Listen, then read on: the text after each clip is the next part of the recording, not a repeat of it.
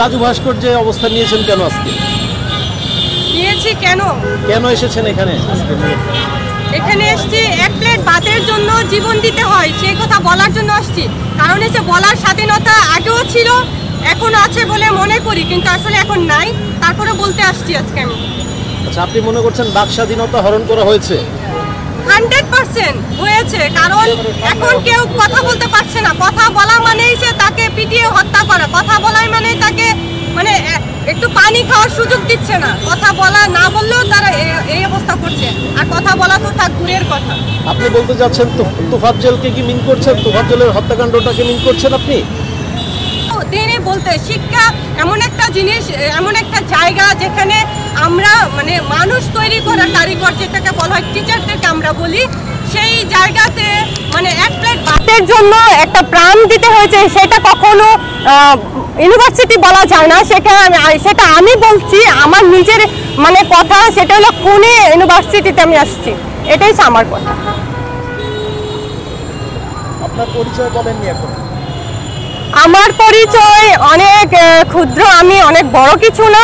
আর মানে আরো এরকম অনেক কিছু হয়েছে যেটা বললে কিন্তু আপনাদের মানে সবকিছু রিল যেটাকে বলা হয় ফুরিয়ে যাবে, এত উন্নত। আমি এত কিছু বলতে চাই না, আমি শুধু বলতে চাই সুন্দর একটা সোনার বাংলা ছিল, সোনার বাংলাকে ধ্বংসের বাংলাতে পরিণত হয়েছে আজকে, এটাই আমি বলতে চাই।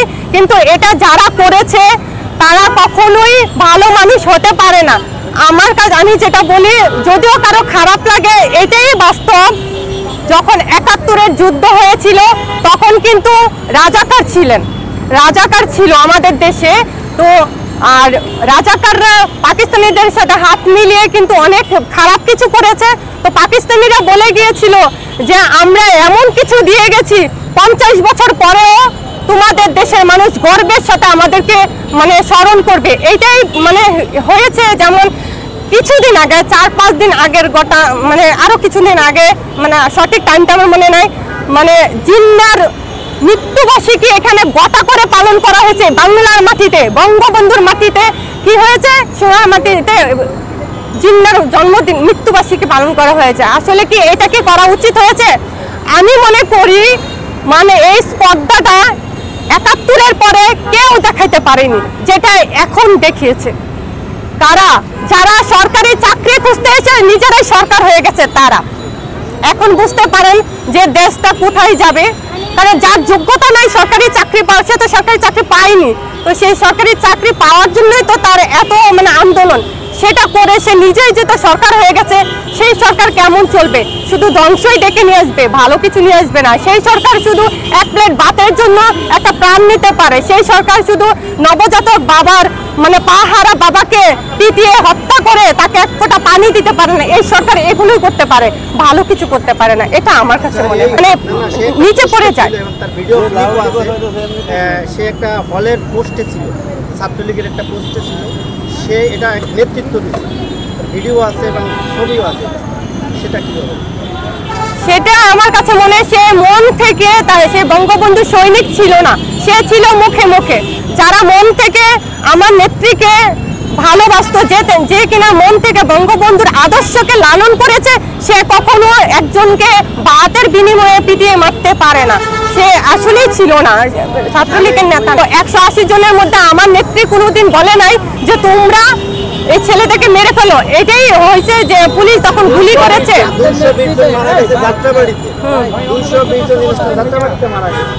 আমি তাহলে আরেকটু বলি, যেদিন ৬ আগস্টের রাতে ৪০০ শুধু এক থানা মানে এক থানাতেই ৪০০ পুলিশকে মেরেছে। কোনো ৭১-এর পরে এমন কোনো ঘটনা ঘটেছে কোনোদিন যে পুলিশকে মেরে রাস্তায় টানিয়ে রাখবে? কখনো কি আপনারা দেখেছেন? বলেন, আপনারা দেখেছেন? কখনো হয়নি। সেটা এখন হয়েছে। যারা চাকরি খুঁজতে এসে সরকার হয়েছে, এই সরকারের বেলায় এটা হয়েছে। এটা কিভাবে? যেদিন নেত্রী চলে যাওয়ার আগের কথা আমি বলবো, বিটিভি বাংলাদেশ টেলিভিশন, আপনারা তো সাংবাদিক ভাই, বাংলাদেশ টেলিভিশন আপনাদের কাছে একটা মানে অনেক যোগ্যতা সম্পন্ন একটা জায়গা বা অনেক মানে প্রিয় একটা জায়গা। ওইখানে যেদিন পড়াইছে সেটা কি নেত্রী কি চলে গেছিল?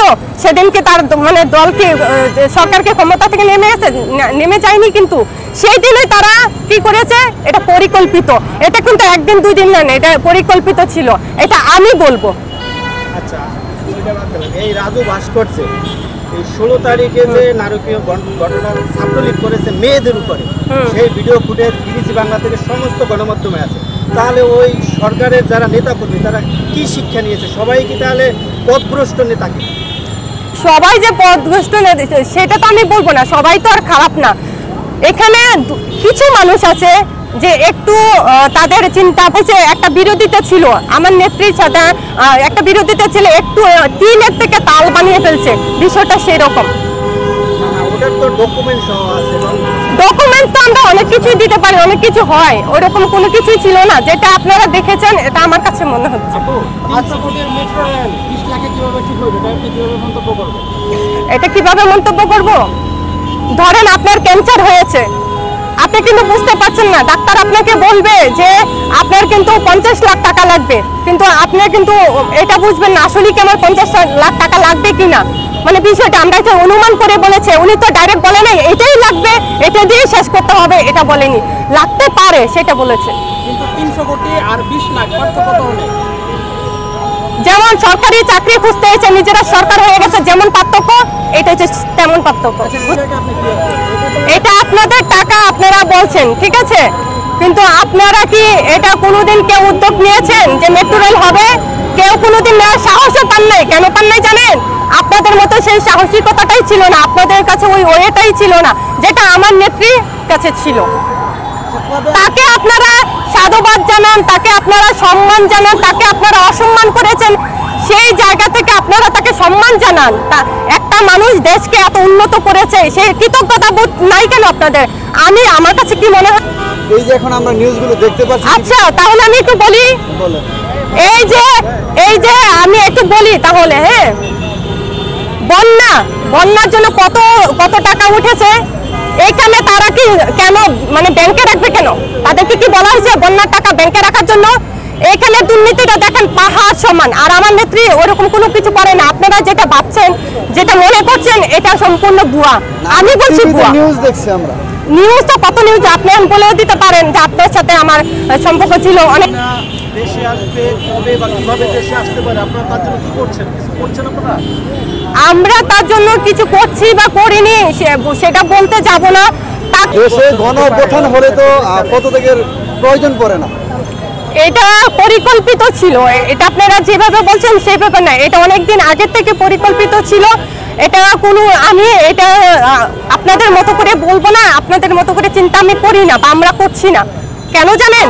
এটা পুরাটাই পরিকল্পিত ছিল, সেই কারণে। তাহলে তার তো গোয়েন্দা সংস্থা ছিল এবং নিজে বাইরে চাই অনেক শক্তিশালী গোয়েন্দা সংস্থা, তাহলে এই পরিকল্পনাটা তারা আগে জানতে পারলো না কেন জানতে পারেনি বলি? আপনার সাথে যদি কেউ চক্রান্ত করে আপনি কখনোই টের পাবেন না। আপনার বড় বড় অনেক মানে শক্তিশালী লোক যদি থাকে তখন আপনি বুঝতে পারবেন না, কারণ এটা চক্রান্ত তো চক্রান্তই হয়, স্বপ্নের মতো। স্বপ্নে আপনি ঘুমাইছেন না, আপনি কি আপনার সাথে মানে অনেক কিছু হয়ে যাচ্ছে, আপনি কি বুঝতে পারবেন না? ঘুম থেকে উঠে তেমন কিছু হয়নি, মানে চক্রান্তটা মানুষের সাথে এমন হয়। আমার নেত্রীর সাথে চক্রান্ত হয়েছিল, এই জন্য কেউ বুঝতে পারেনি। দেশে আসবে চক্রান্তের মাধ্যমে আসবে না আপনারা আনবেন নেতাকর্মীরা? আমরা তাকে ভালোবেসে ভালোবাসা দিয়ে সম্মানের সাথে দেশে আনতে চাই। ওকে, আরেকটা প্রশ্ন আছে, সেটা হচ্ছে আপনাকে আমরা বিগত 15-17 বছরে কখনো মিডিয়ার সামনে দেখিনি। যখন আপনাদের সরকার ক্ষমতায় ছিল আপনাকে আমরা দেখিনি, তো আপনার সরকার এখন ক্ষমতায় নেই, এখন আপনি সামনে এসেছেন কি উদ্দেশ্যে এসেছি? ভালোবাসার টানে এসেছি, ভালোবাসার টানে এসেছি। 5 আগস্ট থেকে যখন আমার কাছে মনে হয় যে এখন আসা উচিত, আমি বঙ্গবন্ধুর সৈনিক, আমি আমার মন থেকে ভালোবাসি। আমি একটা চকলেটও খাইনি, সরকারের কোনো টাকা আমি একটা চকলেটও খাইনি। কেন জানেন? কারণ আমি তো ভালোবাসি, আমি কোনো বিনিময়ে আসি নাই, আমি কোনো স্বার্থের জন্য আসি না।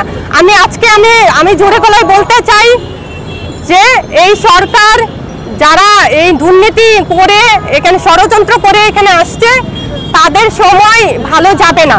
কারণ চক্রান্ত কখনো ভালো কিছু নিয়ে আসে না। আমার নেত্রী ভালোবেসে দেশকে অনেক উন্নত করেছে, সেই সুযোগটাই আল্লাহই ফিরে দিবে, আমি এটা বলতে চাই। আচ্ছা, যারা ক্ষমতার সময় যারা সুযোগ সুবিধা ভোগ করেছে তারা এখন কোথায়, এ বিষয়ে আপনি কি বলবেন? তারা এখন কোথায়? তারা আপনাদের এই যে সরকারি চাকরি খুঁজতে এসে সরকারের দুর্নীতিতে তারা এখন মানে চুপ হয়ে আছে। চুপ হয়ে আছে নাকি পালাতক অবস্থায় আছে? যা আপনি মানে বসায় পিটাইলে যে এরকম ব্যথা, দাঁড়ানোর মধ্যে পিটাইলে একই ব্যথা, আপনারা বলতেছেন পালানো। অসম্মান করে কোনোদিন কাউকে নিয়ে কথা বলবেন না, কারণ কি জানেন, কাউকে ছোট করলে কেউ নিজে বড় হয়ে যায় না। এই যে বলতেছে যে দুর্নীতি করেছে, ফেসিস, মানে অনেক বাজে বাজে মানে কথা বলছে।